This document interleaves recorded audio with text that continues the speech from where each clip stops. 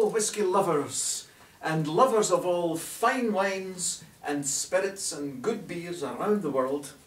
I'm Jock and I've got a small company that's called Scotch and Folk. www.scotchandfolk.nl.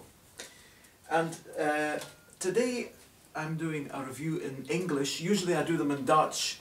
And as the name says on my company, Scotch and Folk, usually it's about Scotch whisky, but I've done stuff about Geneva before, and I've done stuff about rum, and usually it's in Dutch, and the only times I ever do it in English is when I'm interviewing someone who's a non-Dutch speaker, someone from the whisky industry, for example. But the reason I want to do this one in English was that the Dutch people generally know a lot about gin, because gin derives from Holland, from Geneva. It's believed that that William of Orange brought it to the United Kingdom, and whether that's true or not, all sorts of distilled spirits have got there's a mist of mysticism among them. And there's something very unusual about this gin. It's called the Botanist. It's a gin made on Islay, of all places in the world to make a gin. It's a gin made on Islay. And it's made by the people at Bruichladdich, the Botanist Islay Gin. And I'll get right up next to the camera, see if it'll catch it. Now I can't see, I'll have to turn my little thing around a bit. Yeah, there you have it. The Botanist. Yes. You can see it nice and clearly there. The Botanist Islay Gin, made on Islay, ladies and gentlemen, with Islay infusions of, there's botanicals there, there's a whole load of botanicals in this. I think it's 22, I'm not sure. 22 different botanicals, and I think, don't be mad if I'm out by one or two. I think it's 22. The Botanist Islay Gin, it says here, authentically artisan at every stage of its process. It's made in a Lomond still, a Lomond pot still that Bruichladdich have acquired, called Ugly Betty. They call the thing Ugly Betty. Now I'm going to try it neat first, and this isn't the glass I would recommend for drinking gin out of. This is a tasting glass, a Glencairn tasting glass, which is specially made and crafted so that you can get your nose into it and really smell and appreciate premium drinks. Now this one, in a beautiful bottle, by the way, it's lovely, well crafted, organic bottle that feels well in the hand. And take off the cork, not a screw top but a cork, it's organic as well, really nice. And I'll put it into one glass neat first, and talk about what I can taste in it. I must tell you, for example, it's 46% alcohol, which is usually the strength that Bruichladdich do that most of their whiskies in as well. Oh, there it's right on the thing. I said 22. I had it right. 22 native botanicals, and there's probably a few that are not native in it as well. Now, when I opened it, when the cork went like that, and I opened it, that made the contents of the bottle came flying out, and I've got it in the nose already before I get my... Now it's made from neutral spirits gin, and other than whisky, which has to get into a barrel and spend ages inside the barrel before it can really reach its age of maturity, gin is young, and it gets its flavour from the botanicals that they put in it. And in this case, there's a whole bunch of them: angelica root and juniper, of course. Juniper. The word Geneva comes from the juniper. Jenever is the Dutch word, which is the part of a juniper tree in Dutch is called an jeneverbes. Now, in the nose, this gin, it's like walking through a pine forest. It's a beautiful, beautiful, fresh smell that it has to it.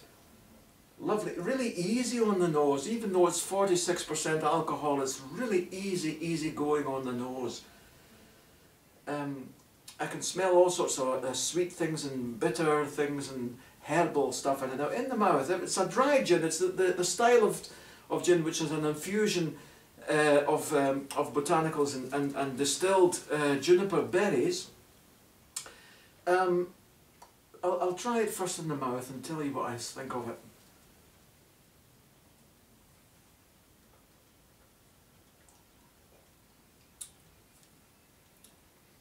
Extremely easy to drink, neat. Now gin isn't the thing that's well known for being drunk neat at all, but I could take this as a digestive, you know. It's really a lovely, lovely drink, and after a heavy dinner it would just push it down nice, you know. Very easy in the mouth, fresh, drying towards the end, and the herbal notes are really coming out towards the end. But the real test case of a good gin is what's it like with tonic? What's the gin like with tonic? So I'll try it again. Now I'll keep that one neat there. I'll pour a little bit of gin up to about the bulbous part of the Glencairn glass. And then I have here Royal Club tonic, to be found in any supermarket, or you can use any kind of tonic you like for a gin and tonic. So it's been in the fridge, this tonic, by the way. So there, I'll fill it up with tonic. Now I don't have one of these wee stirry things with me, so I'll just put my hand on top of it and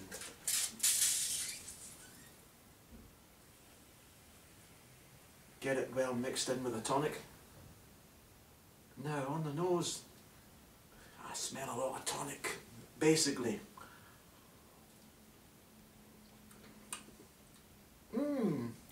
Now, this is a whole different kettle of fish than the neat. Here I have in my left hand here, on top of the Botanist gin, the neat gin.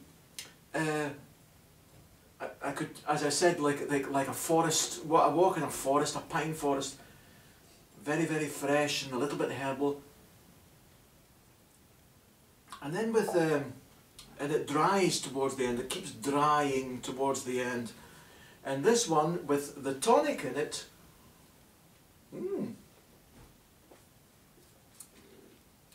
It does not dry.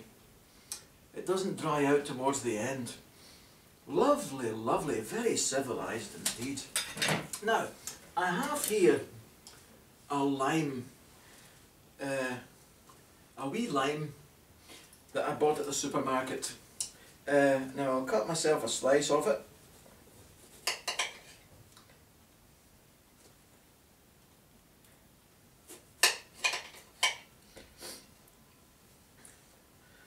Now this is not to be recommended with a good mulled whisky, but I'll just cut a wee bit of it.